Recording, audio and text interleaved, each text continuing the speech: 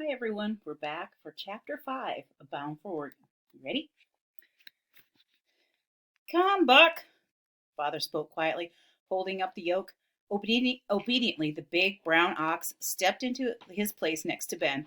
Father pinned the bow with expert hands, and the 8 oxen were ready to be hitched to the wagon. Mother was busy wrapping up the kettle and frying pan and stowing them and the rest of the breakfast things in the grub box. All around us, I could see other families pulling down tents and heaving boxes into wagons. Mothers were calling to children in impatient voices. Horses were being saddled and cattle rounded up. Some oxen, not even as well trained as ours, protested loudly as drivers struggled to put the yoke on them. Father took out his big pocket watch. 6:50, he announced. It's nearly time. Mother scooped up Cynthia from where she was crouched looking at the ants in the grass and climbed on the spring seat. Lavinia and I took our places just behind her. I wanted to be sure to be able to see everything.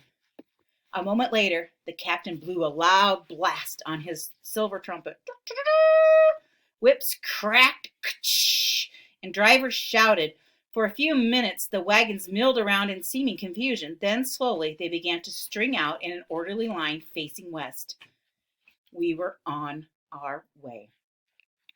To me, it was a beautiful sight. The line of white covered wagons stretching out in front of us, the moving waves of cattle, the riders sitting tall and straight in their horses, and Father's whip curling over their heads for our oxen as he shouted, "Gee, Buck! Gee, Ben!" Soon we crossed over the border from Missouri into Kansas. We were out on the wild prairie. In all my imaginings, I had never dreamed that there could be so much space, wide and flat and empty. The sky seemed bigger here, like an enormous bright bird, blue lid, like an enormous bright blue lid set down over the earth. Green gold grass waved on every side, bobbing and nodding in the constant wind. Yellow-chested larks flew up from their nest on the ground as we passed by. Here and there the grass was dotted with spring flowers, pink and purple, yellow and blue. I breathed in their perfume as I walked along. Though I had never seen an ocean, these great shimmering waves of grass reminded me of what one must be like.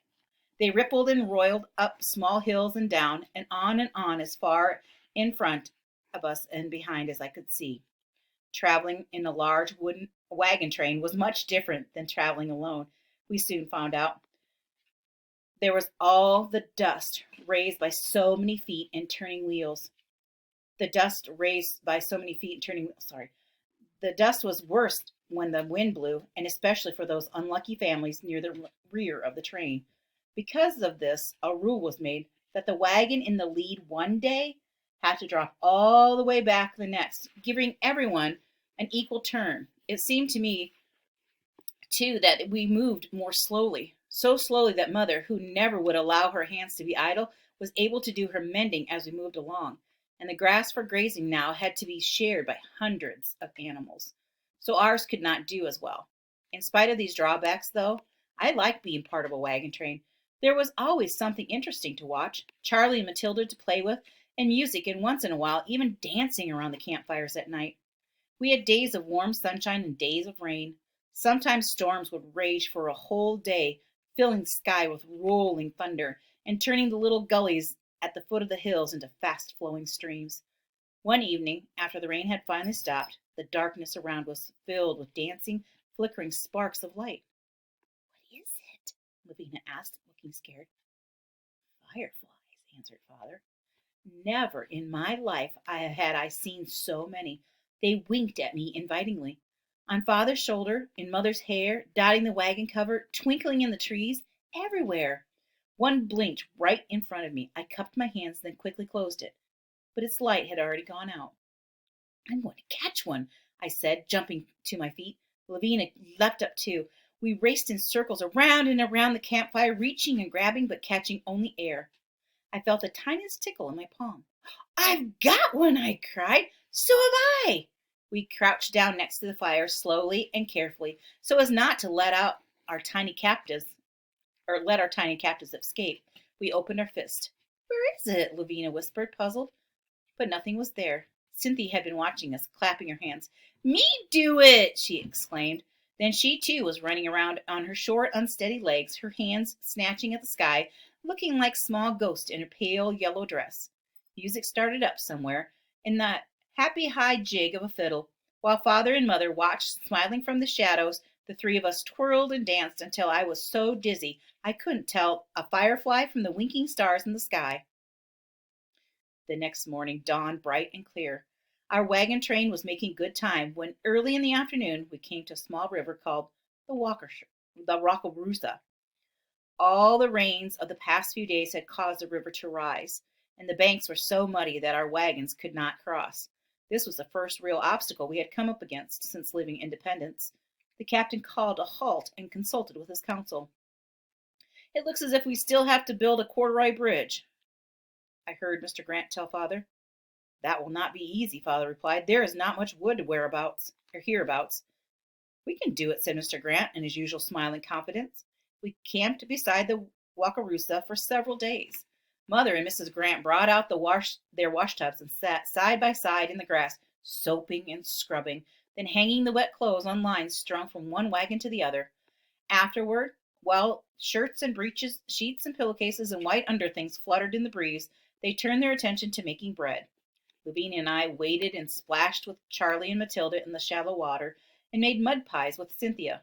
In the meantime, John and David Grant, who had become his quiet shadow, went off with some of the men to scour the river bottoms for wood. They dragged back anything they could find: poles, small branches, brush. John was grinning with pride when he carried in a whole small tree. The rest of the men, including father, went to work. They chose the longest and strongest logs and laid them across from one bank of the river to the other. Then, crosswise on top of them, they began lining up the smaller poles and branches. While bumpy to ride across, this bridge would keep the wagons from miring down in the mud of the riverbanks. As our men were working, I noticed that another wagon train had made camp a short distance above us on the river. They could see the bridge building going on, I was sure, yet none of their men came to lend a hand. "Don't they want to cross too?" I asked father.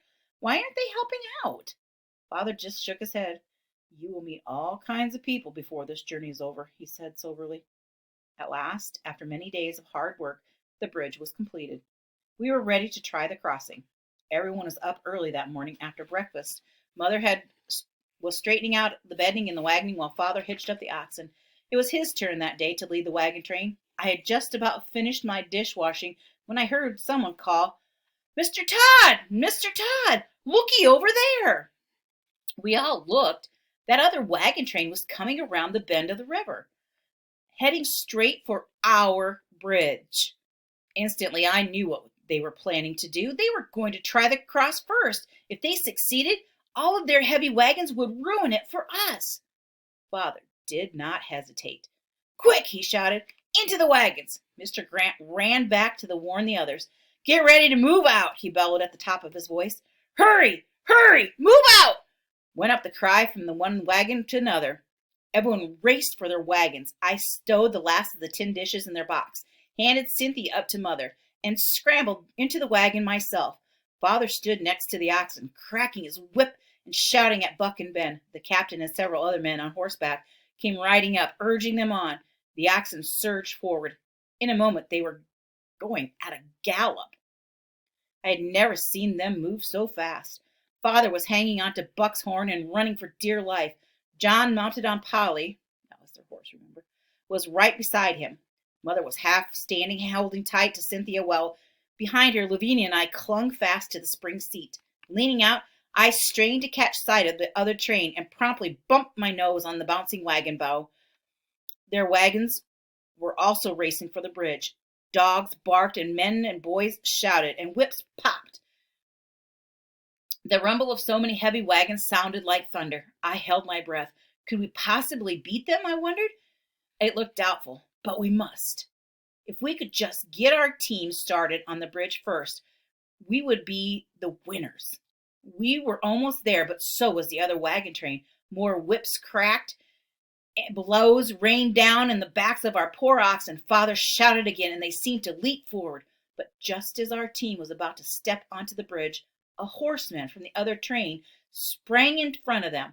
He sat there on his big chestnut-colored horse, red-faced and grinning, blocking the way.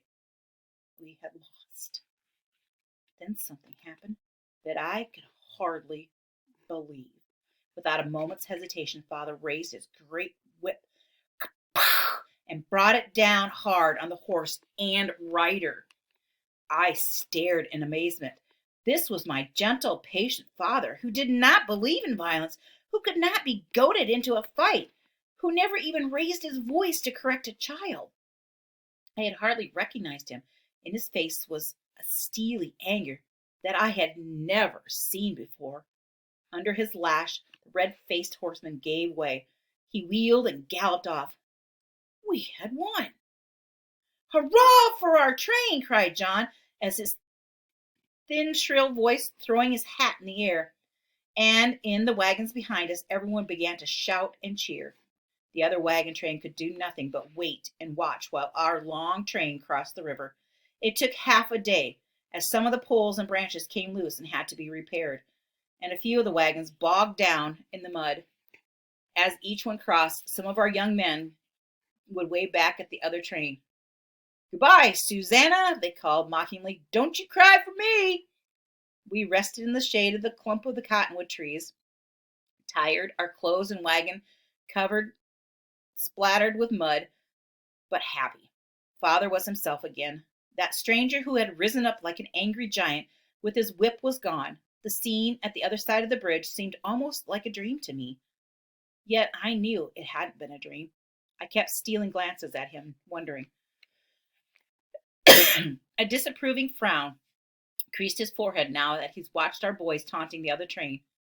"It's not very nice to rub their noses in it," he observed, in a familiar, mild way. But Mother smiled. "I think it serves them just right," she said. Okay, end of chapter 5.